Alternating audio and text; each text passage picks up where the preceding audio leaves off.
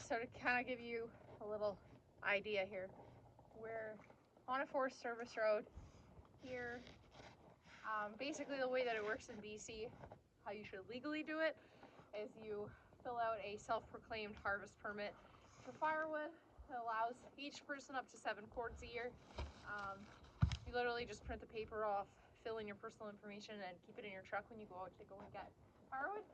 So we found some wood that's close to the road because we just got another dump of snow, and Spence just finished cutting that up. So my job was to throw all the logs out of the bush down into the ditch, and now we're gonna get them loaded up into the truck, and then maybe go find another couple of trees. Or is this good enough for tonight? Yeah, we'll find one more for sure. We got good weather, good temperatures. Probably go and pull one more out that's close to the road. Yeah, that's what I want to get one on the road. Easy to get at. Yeah, gonna get these rounds loaded up and carry on to the next tree.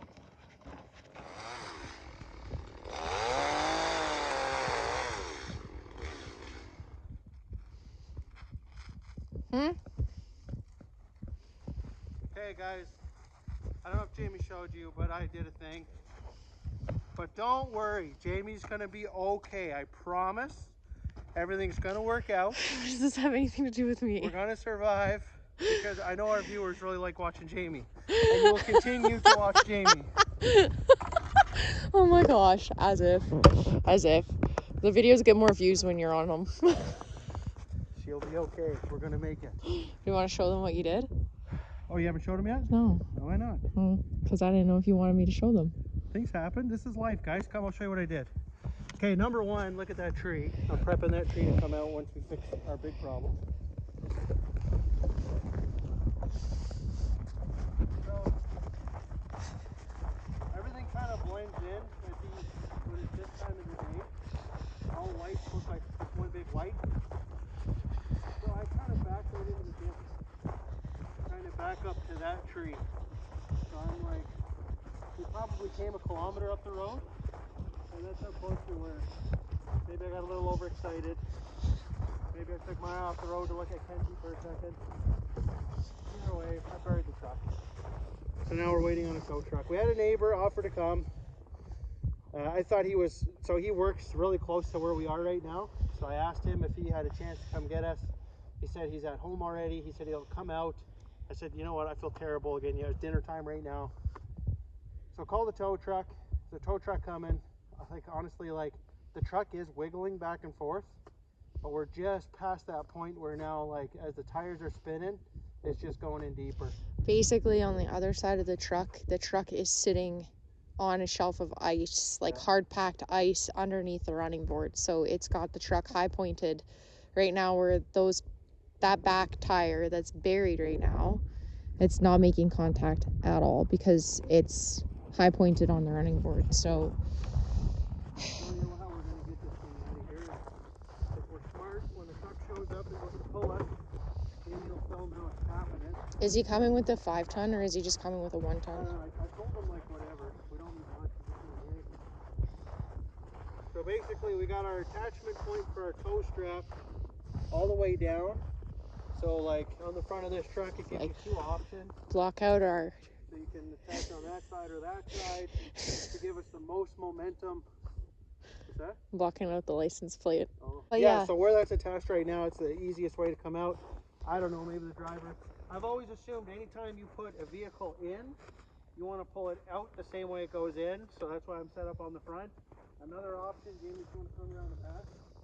If that doesn't work, for whatever reason, he can just drive up past us and hook onto the ass end because there's shackles. Here, yank us that way. We got a big, that's a 2.5-inch receiver. We got shackles on too.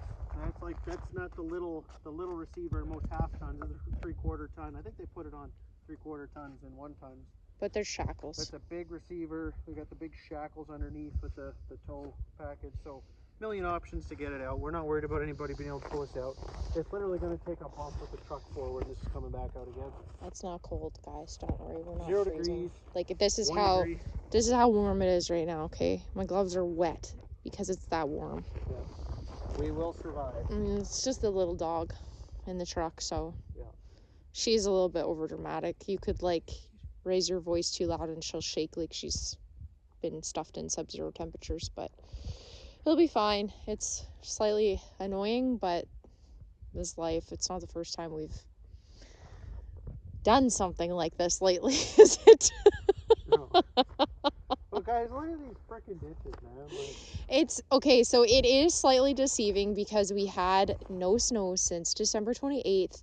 We got 7 inches, then we got 6 inches on top of that, and then another 3. So this has been just scraped open with the grader with a single pass. Nothing's been winged back. So when you look at the crown of the road and you look at the ditch, it's not their fault. Like, I'm an idiot. Like, it's this falls down to me being an idiot. the actual edge of the road truly is here. I'm standing on the edge of the road, but this light, powdery, fluffy stuff is enough rhubarb to suck you in. And this stuff that's been winged back is about up to my knee deep, and it is solid as a freaking rock ice underneath of the snow. So that's kind of what the truck is wedged up against right now. One of the things we are going to install on the front of the truck, we have a winch on the 350, don't we? What's that? I thought we had a winch on the 350. No, we had an oversized winch on that Jeep. Yeah, that's true. That Okay. would've worked for this truck, actually. So, 13,000-pound winch. anyways, probably we're going to be using the deck truck a lot for the firewood moving forward. I would think we would probably use a deck truck, but we're going to be putting a winch on the front of this truck because there is a mass booty of a tree right here, like, that we could have easily hooked onto and winched ourselves out with. So plus it's like it's everything else too. So like, accidents happen. Like, this stuff is like, it shouldn't happen, but it does, right? It never happens in a convenient place like we're in right now. This is going to happen again when we're way back country in the middle of nowhere with no cell phone reception. So being, like, again, going back to our previous conversation about being a little more self-reliant, like, I think being set up for these scenarios to happen and then being able to get ourselves back out again, I think that's kind of key. In our area, we're surrounded by a lot of Forest Service roads. There's hundreds of kilometers going to amazing places, lakes, mountains, just areas to get firewood and stuff like that. And like, don't want to live in fear of these things happening out there. with no cell service. Or having to travel with 2 vehicles so you have a second winch point or another vehicle to yank you out with, because that's just not feasible. Yeah, so we're gonna this is a good learning curve. And also, like, I'm an idiot, right? Like, nobody said you're an idiot. I am. Like, this is retarded. Like, it was something that was avoidable, but honestly too, it was a situation where it was like completely avoidable. I made a mistake. A minor misjudgment of the edge. And honestly too, like, it wasn't even like, you can see the track coming in. As soon as he hit the edge, it literally just sucked the truck right back in. And like, there was no like ability to make it stop. Once we got past here, that's the length of the truck. Not even the length of the truck, half the length of the truck. You're past the point of no return, so you might as well just hold on and let her go. There was less damage this way by just braking and trying to keep it from getting sucked in further or bend like the axle or something like that by just keeping your wheels straight. So it is what it is, right? Like, shit happens. Live and learn. We're becoming less reactive about stuff like this, right? What's that? I said we're becoming less reactive about stuff like this. Stuff happens. That's just the way it goes. But I mean, like, you and me, like, looking back whatever 10 years ago, we would have had a lot more frustration with this situation than what we have right now, I think. But just I don't know what frustration would help in this situation. No. It's better to just, like, get through that as quickly as possible. Like, we knew when we got in, okay, this is stupid, what just happened is not good, but it's like getting through that as quickly as possible so you can go into solution mode. Yeah. And plan past the event. You get 5 seconds. There's our truck. You get 5 seconds of a rant, and then... And just so you know, we've been waiting here now. We've only been here for like 25 minutes, guys. That's not terrible. I've had enough time to go and get the tree. So once this is pulled out, I'm feeling a little ambitious. We're going to pull out the pull out a strap and get a hold of another tree to bring.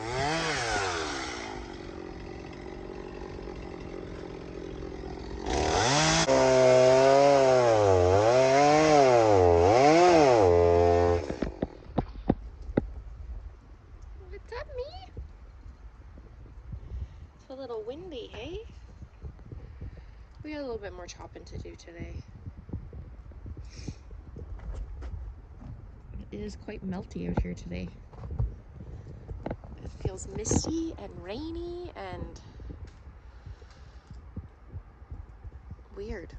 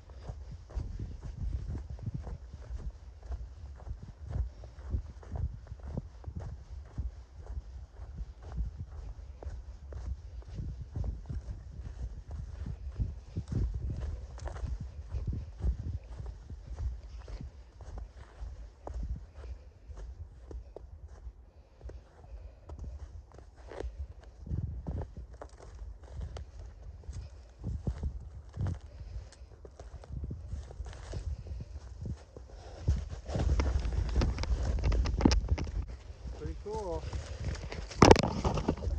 It's the Bulkley River. There's railroad tracks on the other side. Yeah.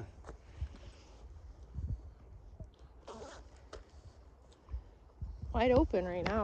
I think it goes without saying, but if you've spent any amount of time in the bush in your life, there is something so beautiful and so peaceful about pine trees.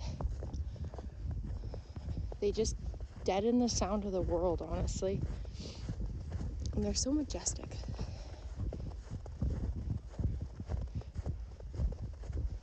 Plus, they smell amazing. And this is definitely one of the major things that we missed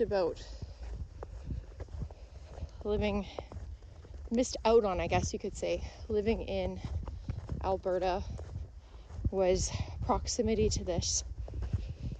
In the area that we lived, there was so much bush that had been cleared to make room for farmland, and like, we don't negate anybody for that. That's what needs to happen in that area to make profit off of those acres, but it's just really beautiful, right? What's that? I said it's just really beautiful. Oh yeah. It's nice that all this is like really close to the house. It's accessible. Super accessible. We were just driving from one town close to us to home and seen this wreck site off the side of the highway many times and thought about pulling in here.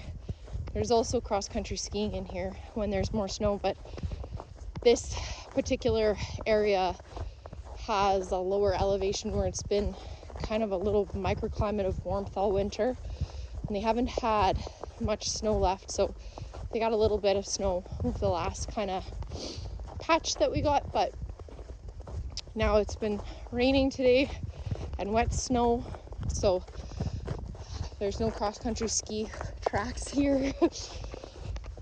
But it's just really nice to have this entire place to ourselves right now. Like, there's nobody else here. Let's pull off and go for a little 2-kilometer walk in the bush because we can, right?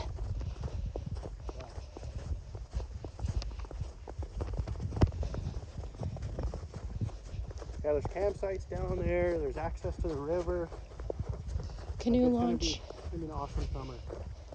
Yeah. On all these places. So many of them close by.